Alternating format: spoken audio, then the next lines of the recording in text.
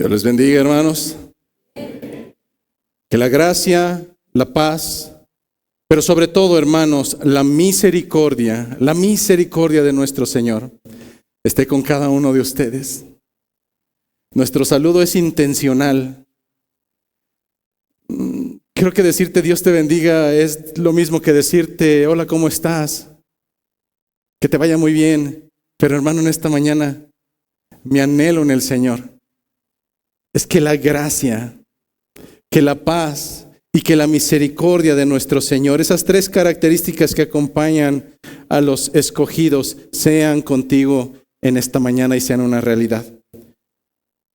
Como cada semana, vamos a disponer nuestro tiempo, nuestro decoro, nuestra reverencia delante de la presencia del Señor en el momento en que su palabra es expuesta. A veces decimos tan sencillamente y trivialmente y tal parece que ya es normal el decir Dios está en medio de nosotros. No, hermano, Dios está en medio de su pueblo. El Señor prometió que cada que su pueblo se reuniese consciente e intencionalmente para exaltar y alabar su nombre, lo mismo que acabamos de hacer hace un momento, su promesa fue que Él estaría en medio de nosotros, delante de la presencia de un Dios omnipotente, delante de la presencia del Todopoderoso. Un corazón no puede estar disperso a menos que ese corazón esté muerto. Roguemos al Señor en esta mañana para que la exposición de su palabra sea bajo fidelidad, hermanos, sea bajo integridad, que sea una realidad en nuestras vidas. Oremos, hermanos. Amado Dios, bendito Señor, Dios Padre, tú que has extendido misericordia para aquellos que no lo merecemos. Amado Dios, a ti que te ha placido tenernos el día de hoy aquí, bajo tu gracia infinita, Señor, en consideración de que somos hombres y mujeres malos, cuya naturaleza siempre tiende a hacer lo malo, Señor, delante de tu presencia, y que por misericordia, por tu gracia, hoy estamos aquí. Son estos hombres imperfectos los que claman en esta mañana delante de tu presencia, para que con tu poderío, Señor, bajo tu soberanía, seas tú quien permita que la palabra sea expuesta, no conforme a mi pensamiento, ni conforme a las intenciones engañosas de mi corazón, sino, Señor, con un temor reverente. A sabiendas, Señor, de que no es mi palabra, sino la tuya. De que no son mis ovejas, a ti te pertenecen, Señor. De que solamente soy un vil mensajero que viene a traer tu palabra para aquellos que amas. Permite entonces, Señor, que los corazones estén dispuestos. Que tu Espíritu Santo obre en esta mañana para romper aún al corazón más necio, al más empedernido, Señor, y que lo hagas porque los amas, porque no quieres la muerte del pecador, sino que proceda arrepentimiento. Pues sin santidad, nadie, Señor, nadie podrá verte. Escucha, amado Dios, en esta mañana mi plegaria, a través del glorioso nombre de Jesucristo. Amén. Vamos a las Escrituras, hermanos, al libro de Ageo, capítulo 2, versículo 20. Y el día de hoy culminamos con estos últimos 4 versículos. Libro de Ageo, capítulo número 2, versículo 20 al 23. Y el día de hoy, si Dios lo permite, estaríamos culminando este hermoso libro que ha sido confrontante y edificante a la vez. Dice la palabra de nuestro Señor, vino por segunda vez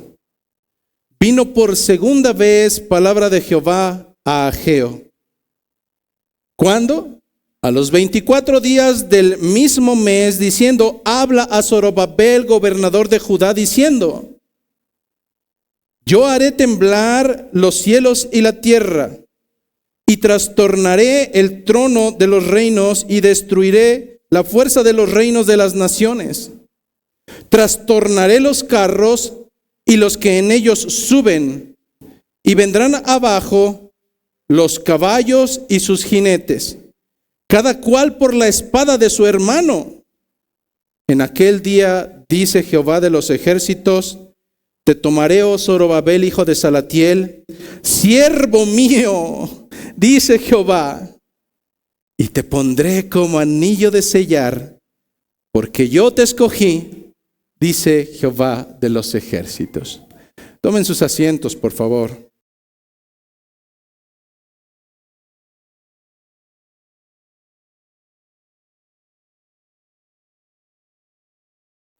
En esta mañana quiero comenzar la exposición de este libro o de este final del libro con 3 preguntas que son perceptivas. Es decir, no hay respuesta correcta y no hay respuesta incorrecta.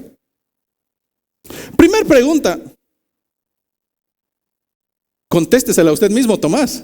Tomás, ¿qué pensarías de alguien que acumuló riqueza toda su vida? Cada centavo, cada peso, desde su temprana edad. ¿Qué pensarías de una persona que ha acumulado tantas riquezas y que sin embargo no gasta un solo centavo, sino que teniendo dinero busca que alguien le regale pantalones porque no quiere gastar? Busca que alguien le regale camisas e incluso las trae perforadas, pero ha ahorrado toda su vida y sin embargo su dinero se encuentra ahí acumulado. Respóndase a usted mismo. Hermano Isaí, ¿qué pensarías? ¿Qué pensarías de una persona que ha invertido todas sus fortalezas, sus esfuerzos en estudiar una licenciatura, una ingeniería, y después de eso estudia una maestría, y después de esa maestría estudia un doctorado, y después del doctorado un postdoctorado, y al final de sus días, cuando tiene 50 años, sigue sin ejercer y vive en la casa de sus papás y todo el día está en los videojuegos? Pregunta final. ¿Qué pensarías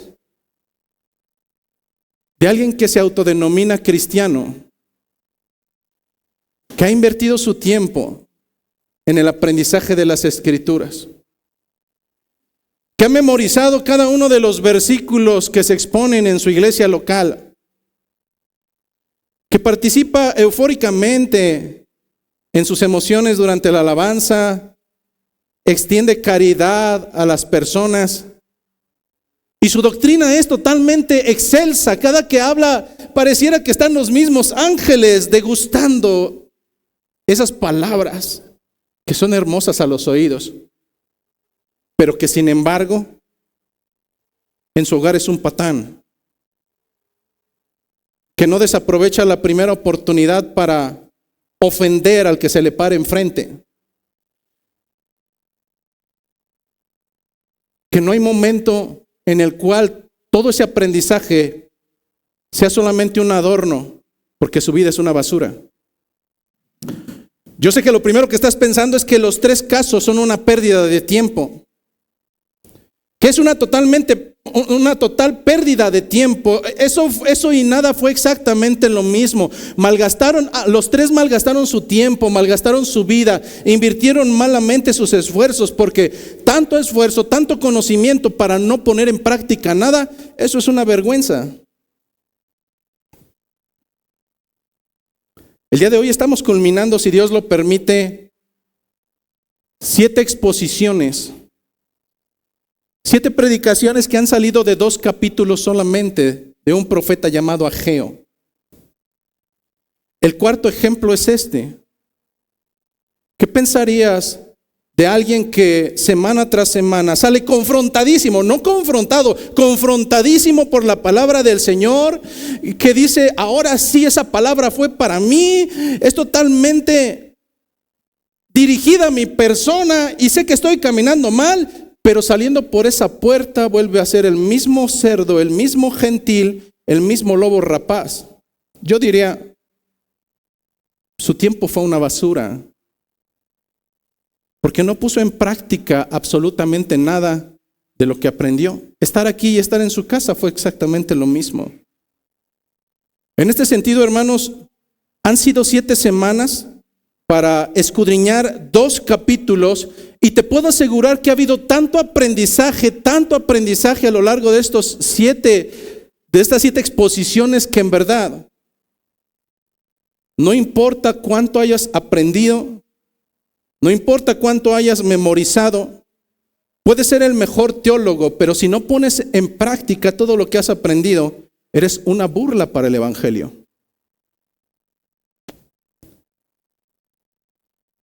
En ese lugar a mí me daría vergüenza incluso expresar que soy creyente, porque lo que hablo no concuerda con lo que practico. La enseñanza de las Escrituras es esta: tu fe no sirve para nada. Tu teología y tu religión no sirven para nada. Libro de Santiago. Si es que no hay obras que lo respalden. Alguien que camina en esta tierra proclamando ser seguidor de Cristo y no pone en práctica las enseñanzas de Cristo es una burla. Alguien que se denomina hijo de Dios y no pone en práctica las enseñanzas de su Padre es una burla. Por tanto, hermanos, el día de hoy que culminamos este libro, el pedimento delante del Señor es que nuestras vidas sean para su gloria. Que todo lo que hayamos aprendido y todo lo que hayamos interiorizado en nuestro corazón, todo eso que nos confrontó semana a semana, tengamos en consideración que fue revelado por Dios y no fue para tu vecino de al lado. La palabra fue para ti. Y por tanto, creo que algo benéfico para tu vida espiritual sería que esa fe venga acompañada con evidencias. No porque las obras vayan a dar salvación, sino porque las obras son la evidencia de que en verdad eres parte del remanente de Cristo. De otra manera, si no hay evidencias, o si las evidencias no son el fruto del Espíritu, sino las obras de la carne, temo desilusionarte en esta mañana, pero en verdad no eres un creyente. Así es que en este sentido, hermano, me gustaría recapitular un poco lo que ha sido, de manera muy breve para aquellos que tal vez han perdido algunas de las predicaciones, lo que ha sido nuestro viaje por el libro de Ageo para culminar el día de hoy con un último llamado, con un llamado final. Y que si pusiste atención a la lectura, para algunos pensamientos que hemos titulado un llamado final de esperanza, podrás decir, bueno, ¿y qué tiene de esperanza lo que el Señor ha dado a Ageo por revelación? Bajo el entendimiento de que la revelación que el día de hoy estamos leyendo es que un día el Señor simbrará no solamente esta tierra, sino simbrará los cielos. Su ira y su rigor regresarán. Pero denme oportunidad, porque el día de hoy, debido a que son 4 versículos solamente, no pudo ser tan esquematizado en segmentos, porque el tema es uno solo. Pero te aseguro que al final de esta predicación mi objetivo será traerte a consideración que en verdad este último llamado expuesto por Ageo es un llamado final y es un llamado de esperanza para aquellos que han sido llamados a esperanza. Recordando de manera muy general, la exposición del libro de Ageo comenzó con un propósito inicial muy claro. La historia nos dice que el pueblo, previo a que hubiera venido las consecuencias de su propio pecado, el Señor fue sumamente bueno. Mientras el pueblo fue libertado de esclavitud, mientras Jehová extendió misericordia para el pueblo obró como tiende a obrar la maldad en esta tierra, cayendo nuevamente en idolatría, ansiando el poderío de las naciones extranjeras y trayendo sobre ellos consecuencias, no sin antes previos avisos por misericordia por parte de Dios. En la actualidad pensamos que los profetas, que no deberían de existir y no existen, nos traen palabras muy hermosas, de todo va a venir bien, de todo va a salir perfecto, mi niño, mi reina, mi princesa. No, hermanos. Lo que encontramos en las Escrituras es que usualmente un mensajero de Dios no venía con paños suaves, venía con palabra dura por parte del Señor por cuanto sus hijos se habían descarriado del camino. Y el Señor les traía misericordia a través de la advertencia de aquellos hombres que les recordaban que nosotros no estamos llamados a inmundicia, que nosotros estamos llamados a caminar en santidad. Ante tanta misericordia recordamos que el pueblo no tomó atención, el pueblo hizo caso omiso y entonces tuvieron las consecuencias. ¿El Señor es malo? No, hermanos, el Señor es paciente, tardo para la ira y grande en misericordia. Pero en algún momento, como cualquier padre terrenal, nosotros perdemos la paciencia y damos disciplina. El Señor también de la misma manera a quien ama disciplina y traerá consecuencias. Y dependiendo de la gravedad, en ocasiones serán las consecuencias y la disciplina. No es lo mismo llamarle la atención a un niño cuando comió algo que no debería de comer, a llamarle la atención cuando tiene una adicción. Hay maneras en las cuales solamente sacudiendo a ese pequeño bribón va a entender. Hay ocasiones que ni con esas sacudidas va a entender, porque es necio. El pueblo fue necio y cayó en el exilio. El Señor los sacó como consecuencia de aquello que había prometido, la tierra donde fluye leche y miel. Sin embargo, nuevamente la tendencia de hacer lo bueno por quien no lo merece, trajo a consideración de Dios extender misericordia una vez más a través de reblandecer el corazón de aquel que los tenía oprimidos, el rey Ciro. En ese sentido, el rey Ciro era un gentil, pero para el Señor no hay imposibles. El Señor llama aún a las ovejas más nauseabundas y les extiende misericordia. Las Escrituras en el libro de Esdras nos dan entendimiento que fue Dios, no fue el hombre, fue Dios quien movió a misericordia el corazón de un rey persa para que libertara a su pueblo, pues su pueblo tenía un objetivo muy claro. Dado que su pueblo había descuidado la relación con su Dios, debido a que ellos habían descuidado esa relación y se veía reflejada en la situación del templo construido por Salomón, un templo que ahora eran ruinas, aquel que había tenido tanto esplendor, ahora era una suciedad y una vergüenza. Así era la relación del pueblo de Dios para con Dios. Una relación descuidada, una relación vergonzosa. Una relación casi nula. ¿Por qué casi nula? Porque fueron ellos quienes la descuidaron, no Dios. Dios había prometido, Dios había hecho un pacto, y aun cuando los otros caían nuevamente en la infidelidad, Dios permanecía fiel. Dios ha permanecido fiel y Dios permanecerá fiel. En ese sentido,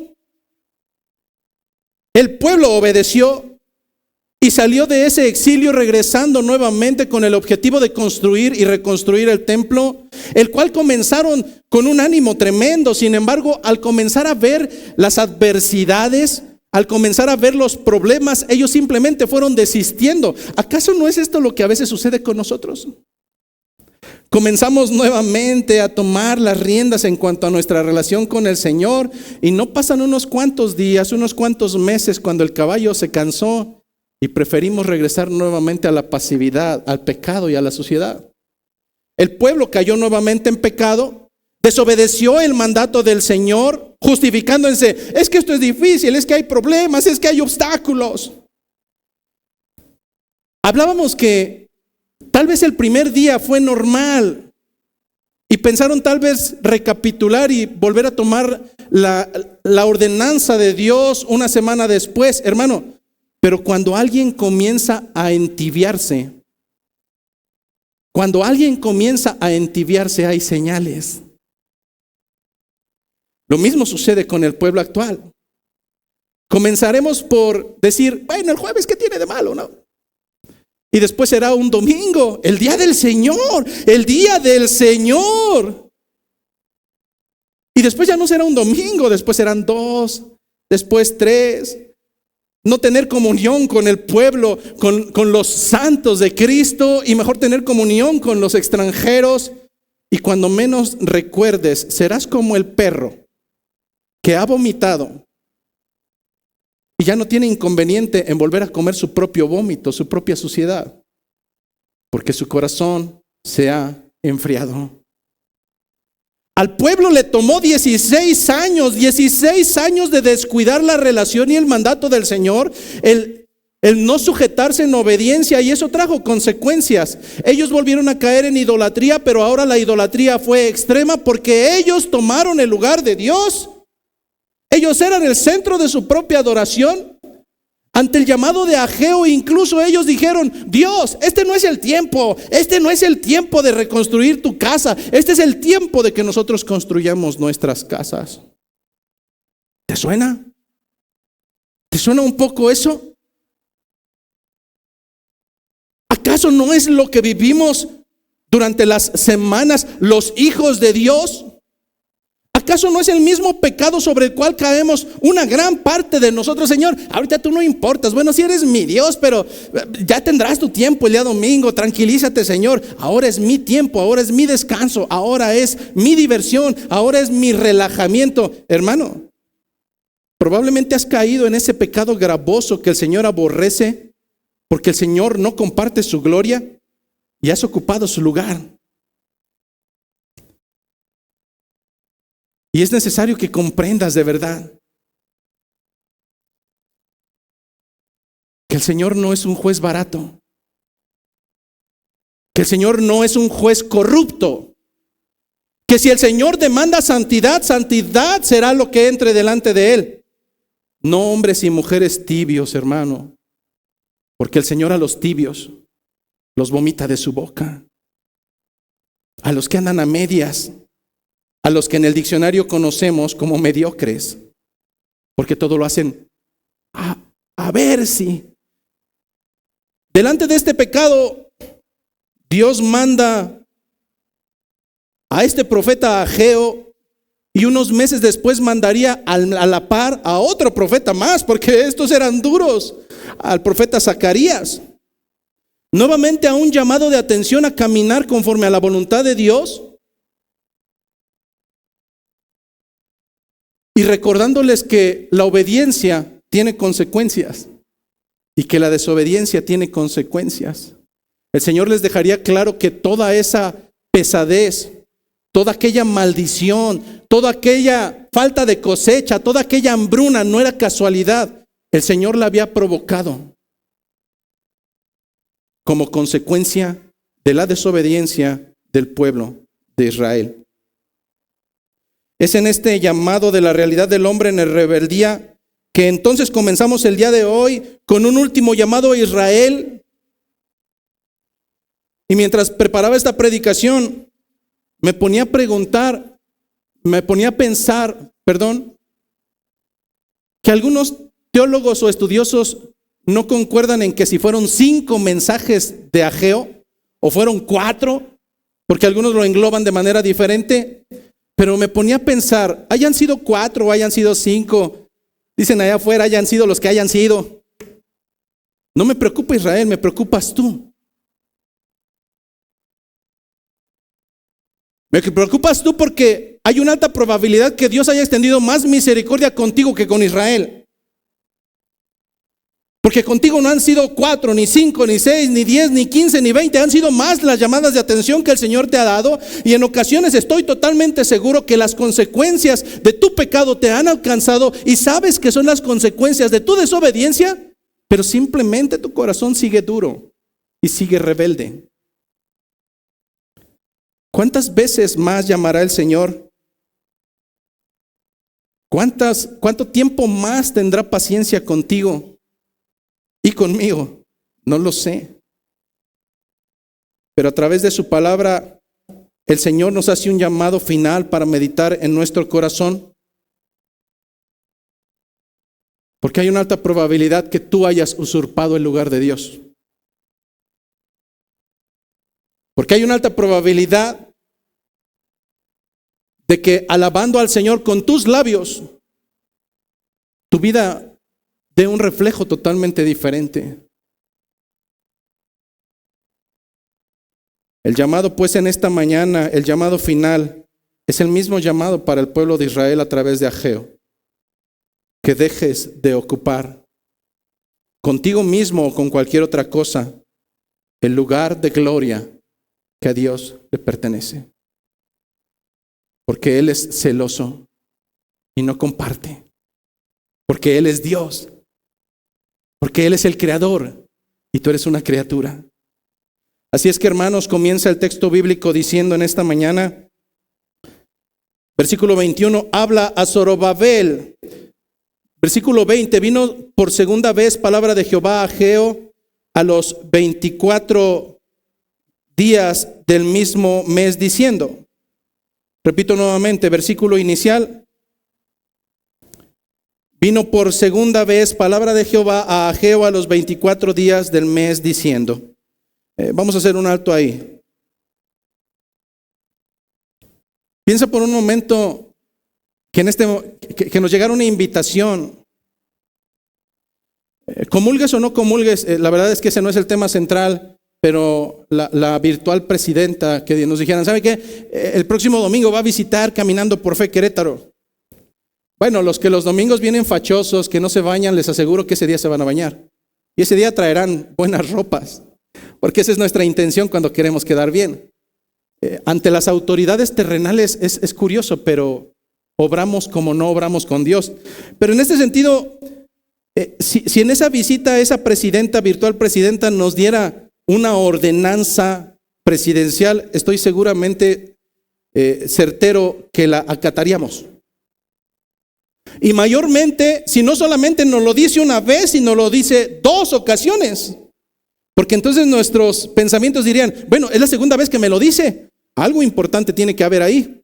Este es como cuando los papás van a regañar a los hijos y le dicen, 1, y te dieron una advertencia. 2, y dicen, porque a la tercera sabes que va a haber cuello. Hermano, si Dios habló por segunda ocasión el mismo día, el día 24 del mes noveno, dando nuevamente palabra hacia el pueblo de Israel, es que esto tiene que ser importante. No solamente importante, diría súper importante. Este último mensaje es un cambio drástico entre lo que expusimos la semana pasada. La semana pasada algunos me dijeron, pastor, lo desconocimos porque nos habló de misericordia, estuvo muy tranquilo, no nos gritó. Sí, el tema que aborda Ageo en el versículo 19, si nosotros recordamos, incluso concluía hermosamente diciendo Dios, mas desde este día os bendeciré. ¿A quién no le gusta recibir bendición? A todos, absolutamente todos. Pero ahora comienza drásticamente con un último mensaje en donde esa bendición tal parece que ahora se vuelve maldición. Y esto lo dejo claro, pareciera que ahora es una maldición cuando no es así.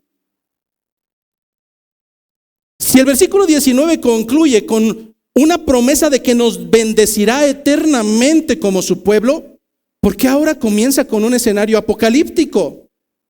¿Por qué no un mensaje de prosperidad, Señor? Si ya íbamos encarrilados, ¿por qué no nos sigues hablando bonito de que mis finanzas van a engrosar y de que No, hermanos. Porque el verdadero siervo comprende que la palabra de Dios será autoridad y que debemos recibir tanto lo que parece que es correcto como lo que no es correcto. En este sentido, a Ageo le quedaba muy claro. A veces yo me he confesado delante de ustedes y les digo, bueno, yo no sé por qué el Señor me hizo un predicador que es tan rudo, no sé. Las primeras ocasiones yo llegaba a la casa, ¿cierto o no? Y estaba todo deprimido porque le decía, ay, mi mensaje iba a ser de amor, y terminé cortando cabezas. A veces me gustaría ser como John Piper, hermanos, Dios les vea, dulzura. Pero un mensajero tiene que comprender su estatus. Un mensajero es como un cartero. Él no escribió la carta, él no diseñó el mensaje, por tanto no lo puede adulterar. A él simplemente le dijeron, lleva este mensaje y entrégalo tal cual. Oye, pero el mensaje es muy rudo. Ageo comprendía su papel y como buen mensajero de Dios, habló no lo que el pueblo quería escuchar. Yo sé que muchos de ustedes, o algunos de ustedes, les fascinaría tener un pastor más lindo, más tierno, más osito Teddy que los... Pero en el púlpito no es mi mensaje, ¿entiende eso? Es el Señor el que habla. Y si el Señor te habla, lo que menos pudiéramos hacer es atender ese llamado. Por tanto, Ageo, como un buen mensajero de Dios, habla lo que Dios pide, no lo que la gente anhela. Pablo dejaría claro esto a Timoteo,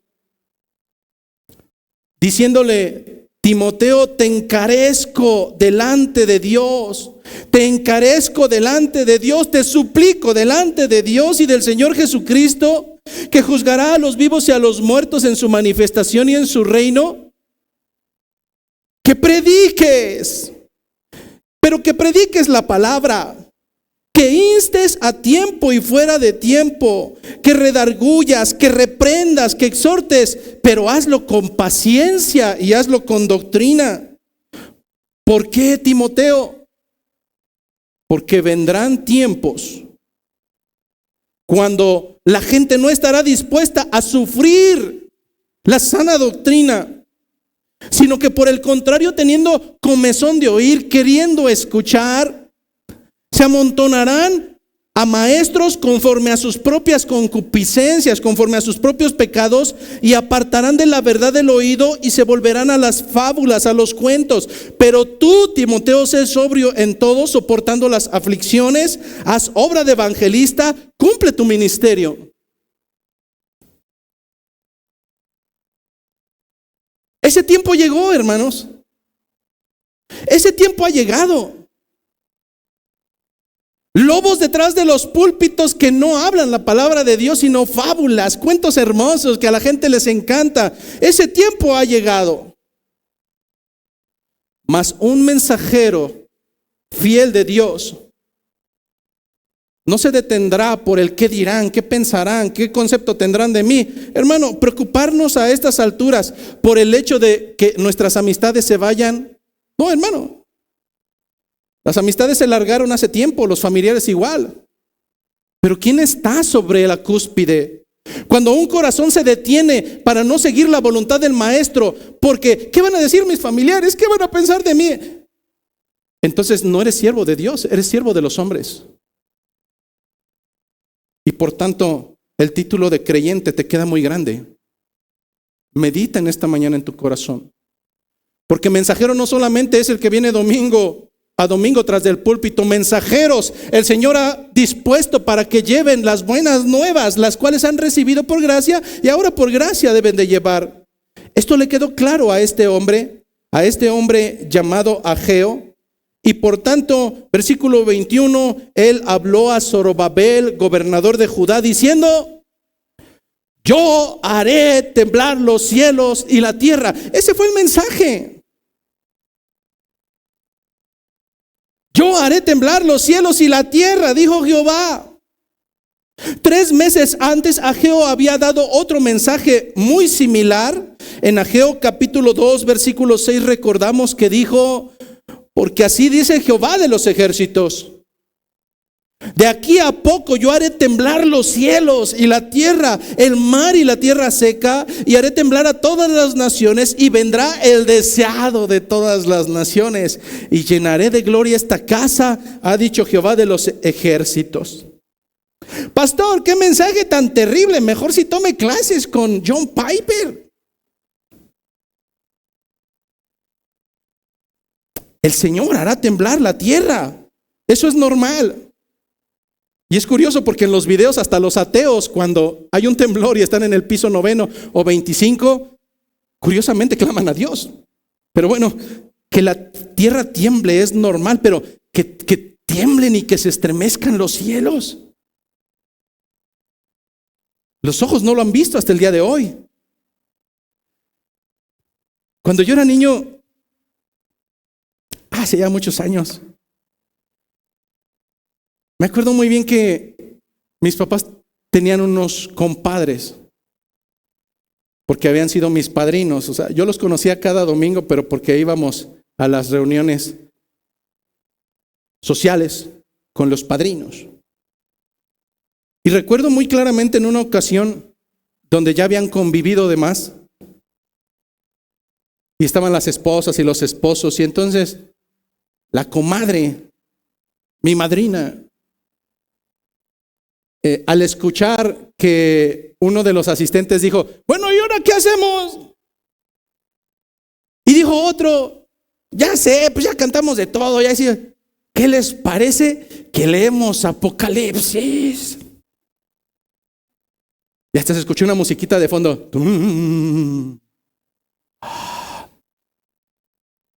¿Qué dijo la madrina? No, por favor, no lean eso porque no, me da mucho miedo, me da terror, me da pavor. No sé qué pensarás tú acerca del texto que dio, el mensaje que dio Ageo a Zorobabel, diciendo que haría temblar los cielos y la tierra, pero en este sentido, una misma situación, dependiendo del contexto y dependiendo de la persona, ¿será una historia de terror o será una historia de esperanza?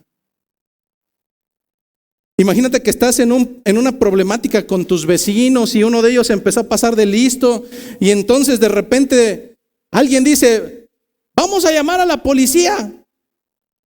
Entonces tú que eres el agredido dices, gracias a Dios que le hablen a la policía. Pero el agresor que va a decir, no, por favor, no le hablen a la policía. La misma situación, contextos diferentes, un mismo llamado. Los textos apocalípticos son la mayor bendición que puede haber de esperanza para un creyente. El escuchar que un día los cielos y la tierra se estremecerán debería de ser dulzura para tus oídos. ¿Por qué, hermanos? Porque esto sucederá un día en específico. Un día hermoso para nosotros. Dice el libro de Apocalipsis, capítulo 21. Libro de Apocalipsis, capítulo 21, versículo 1. Dice así. Apocalipsis 21, 1. Dice el apóstol Juan, por revelación divina, vi un cielo nuevo y una tierra nueva. ¿Por qué? Porque el primer cielo y la primera tierra pasaron, es decir, dejaron de ser, y el mar ya no existía más. Y yo, Juan, vi la santa ciudad, la nueva Jerusalén, descender del cielo de Dios, dispuesta como una esposa ataviada, lista para su marido. Y oí una gran voz de los cielos que decía, he aquí el tabernáculo de Dios con los hombres, y Él morará con ellos, y ellos serán su pueblo, y Dios mismo estará con ellos como su Dios. Versículo 4, versículo hermoso. ¿Qué sucederá en aquel día? Terrorífico para algunos. Versículo 4, enjugará, es decir, limpiará Dios toda lágrima de los ojos de ellos. ¿A quién se refiere? De sus hijos. Ese día Dios limpiará toda lágrima, todo sufrimiento, y ya no habrá muerte, ni habrá más llanto, ni habrá clamor, ni dolor. ¿Por qué? Porque todas las primeras cosas habrán pasado. Hermano y hermana, ¿acaso no los sufrimientos de este mundo a veces nos ahogan? A veces incluso le diríamos: Señor, ya llévame, por favor. Caemos en esa ridiculez, ¿verdad? Pero escrito está: en este mundo tendréis aflicción, mas no temas, hermano, porque Dios ha vencido al mundo. Y ese día en específico, donde no solamente la tierra, sino los cielos se estremecerán, hermano, será un día hermoso. Por tanto, en verdad, este último llamado final no es de terror. Este llamado final para el pueblo es un llamado de esperanza. Un día el Señor, cuando los cielos se estremezcan y la tierra se estremezca y deje de existir este mundo tal cual como lo conoces y el mar no exista más, ese día el Señor limpiará tus lágrimas. Ese día no habrá más tristeza, no habrá más dolor. Ese día las cosas habrán pasado, hermano. Y por el resto de la eternidad estarás junto a tu Señor.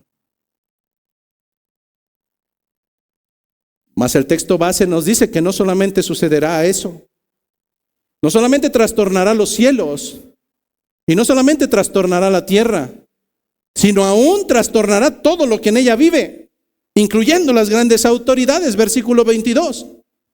Dice el libro de Ageo 2:22: y trastornaré el trono de los reinos y destruiré la fuerza de los reinos de las naciones.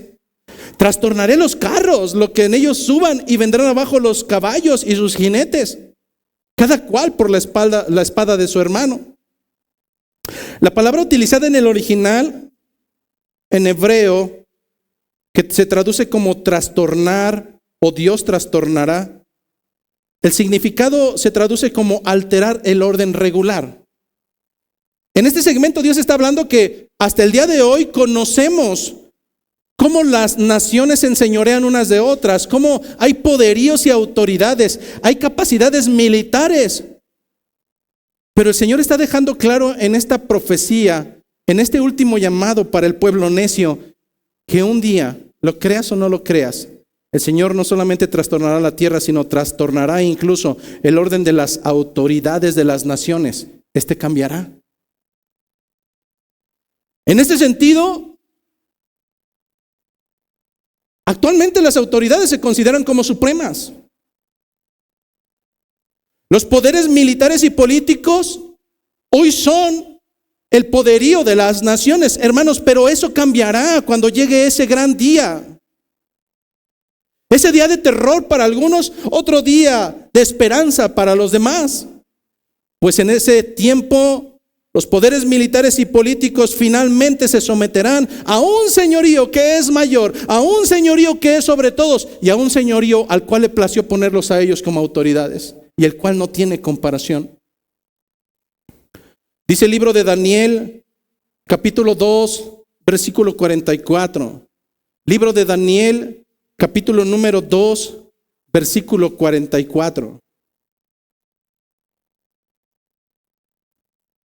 Y en los días de estos reyes, hablando de esos poderíos que se levantarán como naciones, y en los días de estos reyes, el Dios del cielo levantará un reino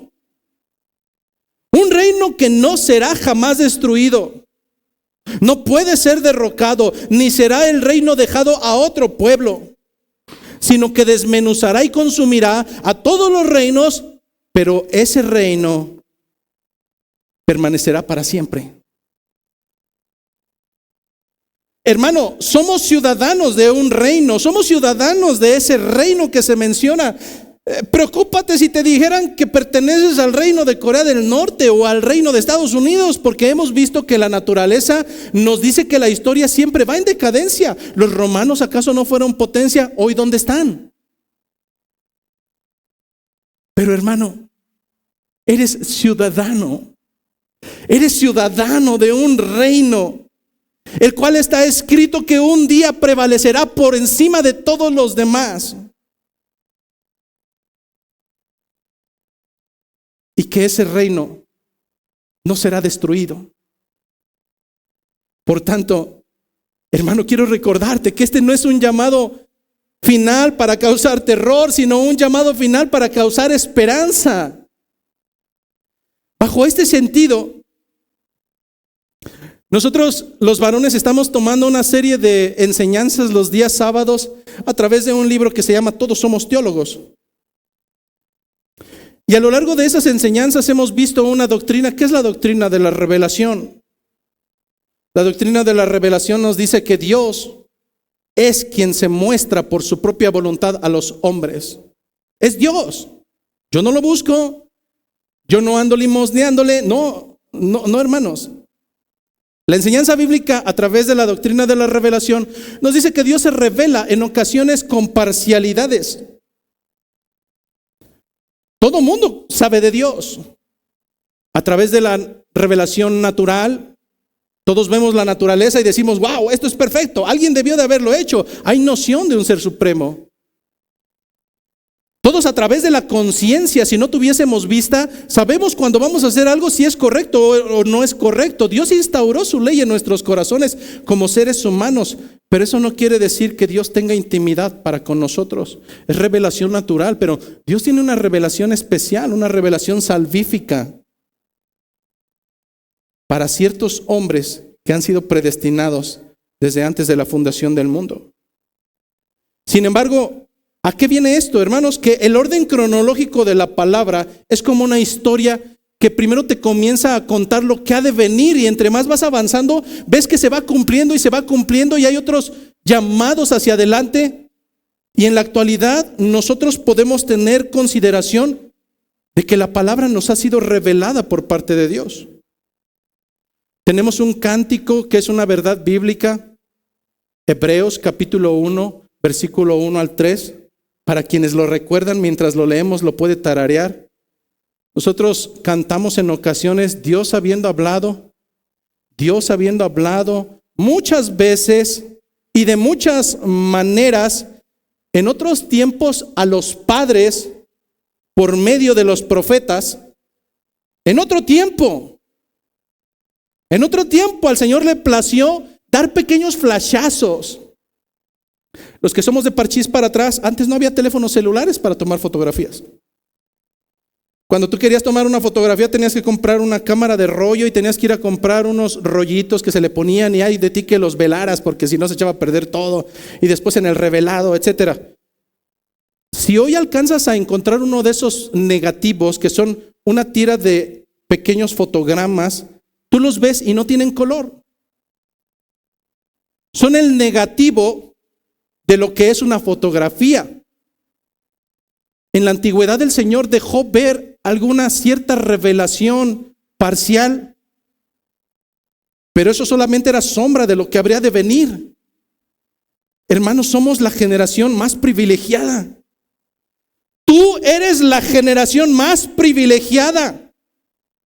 Al Señor ya no le place hablar por medio de señales, de milagros, de sueños en los cuales uno pudiera decir, ¿será Dios o no será Dios? ¿Y qué tal que? No, hermano, continúa diciendo Hebreos 1:2, mas en estos postreros días o en los tiempos subsiguientes, Dios nos ha hablado por medio de su Hijo. Hermano, la revelación, ¿qué más tenemos que saber sino acerca del Hijo? Entonces, ¿de quién está hablando Ageo? ¿De quién habla Daniel? ¿Cuál es ese reino? ¿Quién será el rey? Hermanos, está hablando de Jesucristo. Está hablando del poderoso que regresará, que se ha ido como cordero, pero que regresará como un león. Que ha partido, crucificado, que ha renacido, que ahora está a la diestra del Padre, pero que un día regresará. Algunos teólogos e incluso pastores mayormente de la postura dispensacionalista, los que están leyendo teología y están llevando el estudio sabrán de qué estoy hablando. Pero usualmente dicen, no, lo que pasa es que esos textos de Daniel y las 70 semanas y por ahí de los años 20 decían, no, esta guerra mundial tiene que ser el reflejo de eso que está hablando las profecías. Pasó el tiempo, esos hombres murieron y después vino la guerra de Vietnam. ¿Qué dijeron los de la guerra de Vietnam? No, aquellos se equivocaron, pero ahora sí, esto tiene que ser de lo que estaba hablando Daniel y de lo que estaba hablando Ageo. Pasó la guerra de Vietnam, más de 10 años de violencia, y vino Irak, y la guerra de los Balcanes, y la guerra de Siria y Afganistán. Y el hombre sigue necio en encontrar cuestiones místicas cuando realmente lo que debiera de entender es que el día del Señor se acerca. No importa, hermano, la manera en que haya de venir, algo sabemos. Los dispensacionalistas tendrán una visión del final de los mundos, doctrina secundaria. Los amilenialistas tendremos otra postura acerca del final de los tiempos. Los milenialistas tendrán otra postura y así sucesivamente. Hermano, ¿y qué importa? Algo en lo cual concordamos bajo fundamento bíblico es que sí o sí, no importa de qué manera, pero el Señor regresará y regresará para impartir justicia. Por un lado para causar terror, sí Señor, pero por otro lado para causar esperanza. La pregunta es, hermano, en esta mañana, ¿cómo están tus maletas en este momento? Señor, ¿cuándo será? Jesucristo respondió: ni yo mismo lo sé, el día y la hora nadie lo sabe, sino solamente el Padre que está en los cielos. A veces nos preocupamos por tantas tonterías, hermano. A veces nos preocupamos por cuestiones filosóficas. A veces nos preocupamos por si me puse zapatos rojos o verdes, hermano. Preocúpate porque el Señor te encuentre con una vestimenta decorosa, espiritualmente hablando, para que estés listo para ese viaje. Hermano, si viene el Señor y en verdad pensando tener gozo te causa terror, estarás en graves problemas.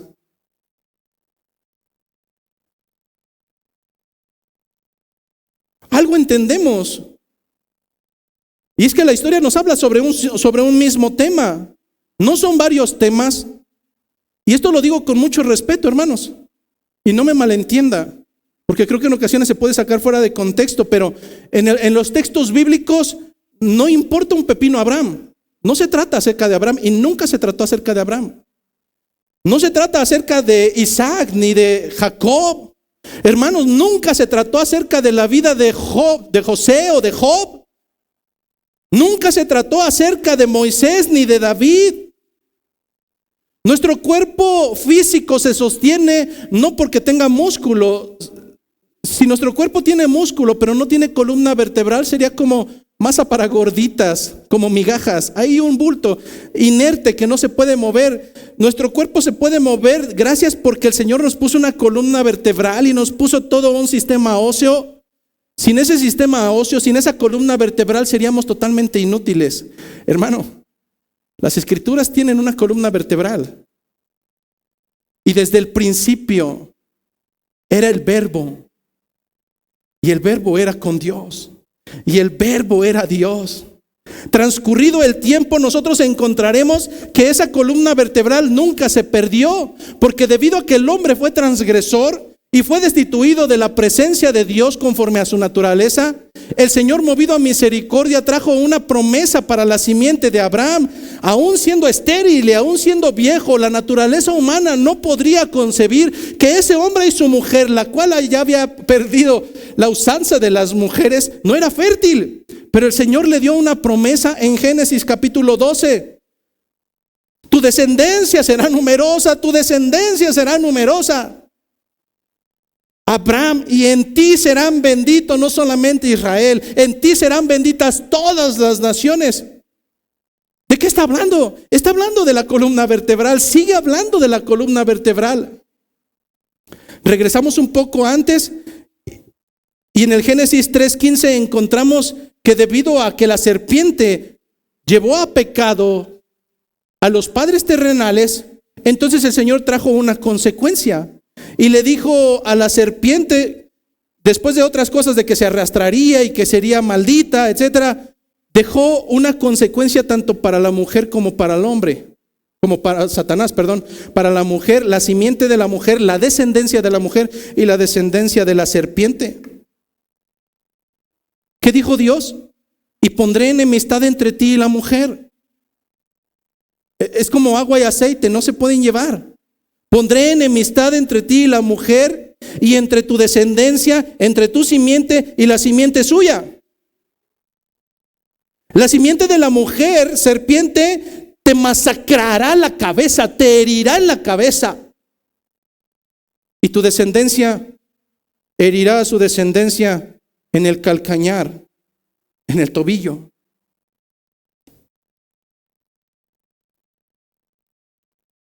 ¿De qué habla esa promesa? De la columna vertebral, de la descendencia de la mujer. Si tú recuerdas, ella tuvo 2 hijos. Y uno pudiera decir, los 2 fueron su descendencia. No, hermano, no. Los dos jóvenes que nacieron de esa mujer no eran su descendencia, los 2.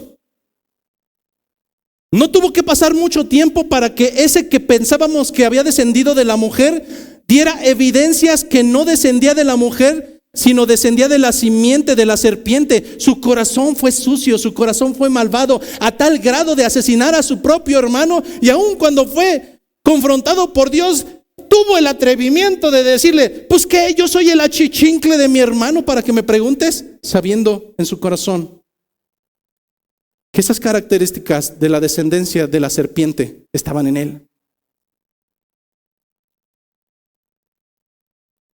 En este sentido, hermanos, la columna vertebral continúa en Ageo. Esa simiente que aplastará la cabeza de la serpiente es Cristo, el Mesías, el Salvador del remanente, nuestro Salvador, nuestro Señor, nuestro Dios, aquel que ha extendido misericordia. Versículo 23, en aquel día, dice Jehová de los ejércitos, te tomaré, oh Zorobabel, hijo de Salatiel, siervo mío, dice Jehová, y te pondré como anillo de sellar, porque yo te escogí, dice Jehová de los ejércitos.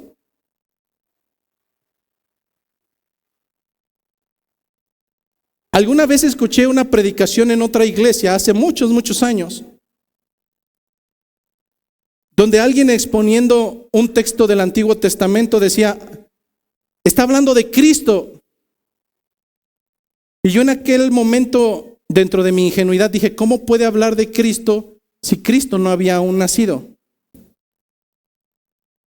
En mi tontería. Pero en este sentido, hermanos, tenemos que comprender algo, que Dios se encarnó, pero Él ya era. Pero etimológicamente y gramaticalmente sería incorrecto encontrar el nombre de Jesús Cristo en el Antiguo Testamento. Eso sí sería incorrecto, porque la encarnación, siendo el verbo, aún no se había encarnado. Pero al igual que ese negativo de fotografía, lo que estamos viendo en este versículo 23 es el negativo de lo que habría de venir. Es la sombra de ese árbol que nacería. Los teólogos le dicen que es el tipo del antitipo que vendrá. En aquel día, ¿en cuál día, hermano? En el día final, expresión que se utiliza para el día del Señor, frase que se utiliza numerosamente para el día del juicio contra el mundo y la salvación final de su pueblo. En aquel día, ¿qué? Haciendo alusión a la columna vertebral de Cristo, que es la que une el Génesis al Apocalipsis, el Señor hace mención del tipo de Jesucristo, no propiamente, sino de Zorobabel. Pastor, ¿qué tiene que ver Zorobabel? Ya me hizo bolas. ¿Cómo que está hablando de Cristo pero no está hablando de Cristo? ¿Cómo que está utilizando a Zorobabel para hacer referencia a Cristo? ¿Cómo que Cristo no había aún sido encarnado y nos está hablando acerca de Él? Hermano, para esto vamos al libro de Mateo capítulo 1 y creo que lo vas a comprender un poco más.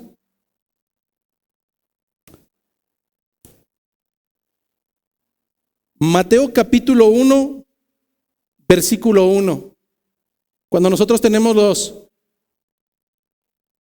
las reuniones de los jóvenes lunes y martes, todo es miel sobre hojuelas hasta que a alguien le toca leer las descendencias en el libro de Génesis. Y de tal engendró a tal, y de tal engendró a tal, y nombres bien extraños. Y los chavos que ni leen, pues se les dificulta, ¿no? Para el tema de la columna vertebral es importante la genealogía. Dice Mateo capítulo 1, versículo 1. No tenía planeado leerlo todo, pero lo voy a leer hasta donde es necesario, hasta el versículo número 16. Dice Mateo 1:1. Libro de la genealogía de Jesucristo, hijo de David, hijo de Abraham. Abraham engendró a Isaac, Isaac a Jacob y Jacob a Judá y a sus hermanos. Judá engendró a Tamar, a Fares y a Sara. Fares a Esrom y Esrom a Aram. Aram engendró a Aminadab a Naasón y Naasón a Salmón. Salmón engendró de Rahab a Boz. Boz engendró de Ruth a Obed y Obed a Isaí. Isaí engendró al rey David y el rey David engendró a Salomón, de lo que fue mujer de Urías. Salomón engendró a Roboam, Roboam a Abías a Asa. Asa engendró a Josafat, Josafat a Joram y Joram a Usías. Usías engendró a Jotam, Jotam a Acaz y Acaz a Ezequías. Ezequías engendró a Manasés, Manasés a Amón y Amón a Josías. Josías engendró a Jeconías y a sus hermanos en el tiempo de la deportación a Babilonia. Pastor, ¿y todo esto qué tiene que ver? Ya hasta me cansé, pero bueno, aquí viene lo importante, versículo 12. Después de la deportación, tiempo en el cual se sitúa Ageo. Después de la deportación a Babilonia, Jeconías engendró a Salatiel y Salatiel, ¿a quién?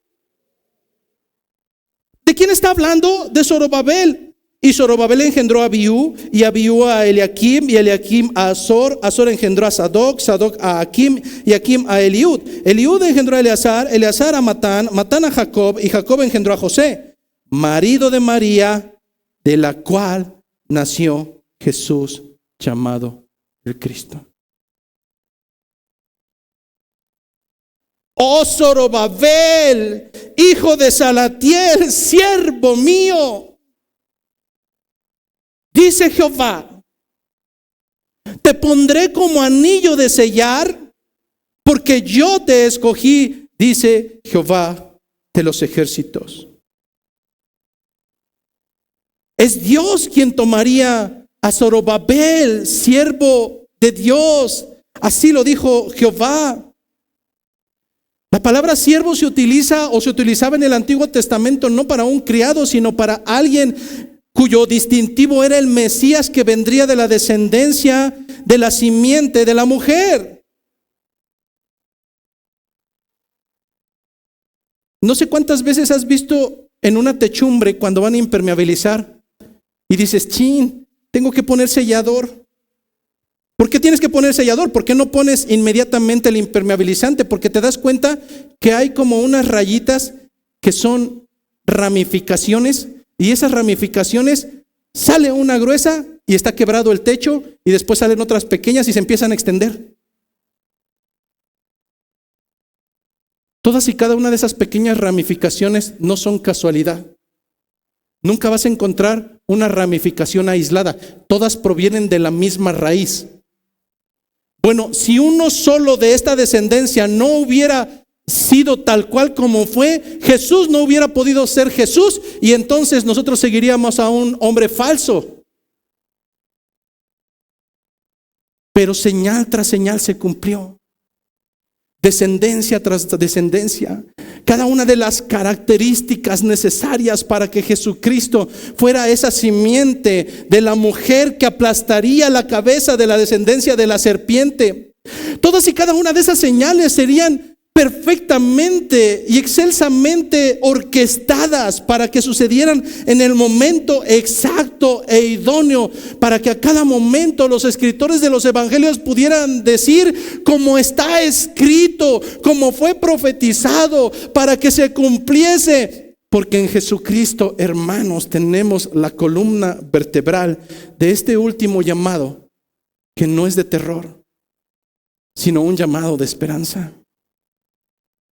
En aquel día el Señor tomará a Zorobabel. Obviamente Zorobabel está muerto. ¿Pero a qué se está refiriendo? Se está refiriendo a la descendencia. Se está refiriendo a aquel que habría de venir y vino a esta tierra, que ahora ha partido, pero que regresará nuevamente. En aquel día te tomaré, oh Zorobabel, siervo mío. ¿Y qué hará con ese Zorobabel o con ese antitipo llamado Jesucristo? Le pondrá como un anillo de sellar. Todos hemos visto películas del Renacimiento, donde había unos grandes reyes, y cuando dictaban una carta o un edicto, tomaban una vela especial con una cera guinda o roja, carmesí, y después de vaciar esa cera sobre la unión del sello de esa carta, entonces tomaban su anillo de rey y como sello lo ponían sobre esa carta para dar fe de que ese documento tenía una importancia real y que esa carta no podía ser duplicada por otros más. Esa carta traía el sello distintivo de que el mismo rey había enviado ese mensaje, y por tanto Dios está hablando de la reafirmación y la garantización de su promesa. Un Mesías del linaje de David, un Mesías que proviene del linaje de Zorobabel. Por tanto, hermanos, este es un llamado final no de terror, sino un llamado de esperanza. Un llamado donde concluye afirmando tajantemente: yo te escogí. Porque un llamado de esperanza, hermanos. Ponte a pensar, ¿dónde estarías hoy? Sé honesto contigo mismo. Ponte a pensar de verdad. Ponte a pensar dónde estarías en este mismo horario si el Señor no hubiera extendido misericordia contigo. Si eres honesto contigo mismo, tú recordarás que probablemente, si no estuvieras en este lugar, porque Dios te ha escogido, estarías levantándote de una cama que no es la tuya, después de haber hecho vergüenzas. Probablemente estarías abriendo tus ojos con una sed inmensa que te llena de orgullo, cuando realmente debería de ser una vergüenza, porque no tenías control propio. Como cualquier animal hambriento, te dejabas ir sobre todas esas viandas que en su momento eran delicia para tu carnalidad, pero que a la luz de las Escrituras te tenían en una libertad falsa, en rejas, donde a donde quiera que corrías solamente había suciedad, solamente había desgracia, pero por si fuera poco, solamente había juicio para el final de tus días. Hermano, este es un mensaje no de terror, este es un mensaje de esperanza. El Señor, al igual que a Zorobabel, el Señor ha extendido misericordia para contigo. Las Escrituras nos dicen que en verdad el Señor le ha placido escogerte. El Señor no tiene a todos en este mundo que le pertenecen. No, hermano, las Escrituras son claras. Nos gusten ciertas palabras de las Escrituras o no, todas las palabras, dice la teología, todas las palabras, todas son inspiración de Dios. Y te guste o no te guste la palabra predestinación y la palabra escoger, a veces tenemos un problema grave con eso y decimos: ¿cómo es que Dios puede escoger a los suyos? Yo te preguntaría, ¿qué no acaso tú escogiste a tu esposa? Y con eso no tuviste problema. Pero tienes problema con que Dios escoja a su esposa. Las Escrituras nos dicen, y con esto vamos a ir concluyendo, Efesios capítulo 1, versículo 3. Mientras lo leemos, hermanos, medita en esta esperanza que tenemos el día de hoy. Después de que nos han aporreado durante 7 predicaciones, medita en esta esperanza que para otros es terror, pero para ti es misericordia y gracia. Efesios capítulo 1, versículo 3. Bendito sea el Dios y Padre de nuestro Señor Jesucristo, que nos bendijo con toda bendición espiritual en los lugares celestiales en Cristo. ¿Cuáles son esas bendiciones? Versículo 4. Según nos escogió en Él. Ah, caray, ¿qué no yo decido? No, hermano, las escrituras son claras. Según nos escogió en Él antes de la fundación del mundo. ¿Para andar en vergüenzas? No, para que fuésemos santos y sin manchas delante de Él, en amor, habiéndonos predestinado para ser adoptados hijos suyos por medio de Jesucristo, según nuestras obras, no, según el puro efecto de su voluntad, para alabanza de la gloria de su gracia, con la cual nos hizo aceptos en el amado.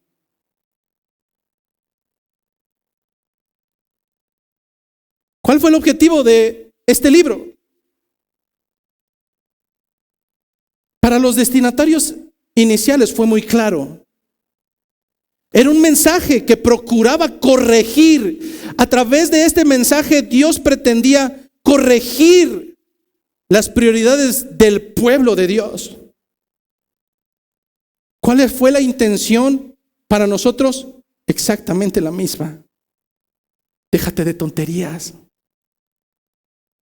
Déjate de perder el tiempo. Tu vida es como un reloj de arena. ¿Cuándo terminará? Ni yo ni tú lo sabemos. Pero mi anhelo es que cuando caiga el último grano y exhales el Espíritu, estés listo para recibir a tu Señor. Tal como lo hemos mencionado, este último mensaje fue un mensaje de ánimo para restablecer la relación de Dios y hacerlo en obediencia, hermano. De algo estoy totalmente seguro, y es que en el día del juicio ni un solo rebelde entrará delante del Señor. El Señor demanda obediencia. Tal vez no sabiduría, ni tal vez teología, pero el Señor demanda una sola cosa, y es obediencia. La pregunta es, ¿cómo está tu nivel de obediencia en relación al Señor? Este mensaje fue dirigido al remanente, no fue dirigido hacia las naciones. Este mensaje fue dirigido para ese pequeño sobrante, para esos hombres y mujeres fieles que se mantuvieron en obediencia a su Señor sin doblar rodilla delante de Baal, de tal manera que al igual que hace más de 400 y 700 años, hace más de 2700 años, el mensaje sigue vigente. Este mensaje no fue para los soberbios que vienen a perder el tiempo. Este mensaje no fue para ti que vienes a calentar la banca, a ver qué pasa. No, yo sé que este mensaje llegó al lugar correcto de los que son el remanente del Señor. Así es que, hermanos, el Señor vuelve pronto. El Señor vuelve pronto y el Señor vuelve por su pueblo. ¿Están listas tus maletas? Que la gracia, que la paz y que la misericordia de nuestro Señor esté con cada uno de nosotros. Gracia y paz.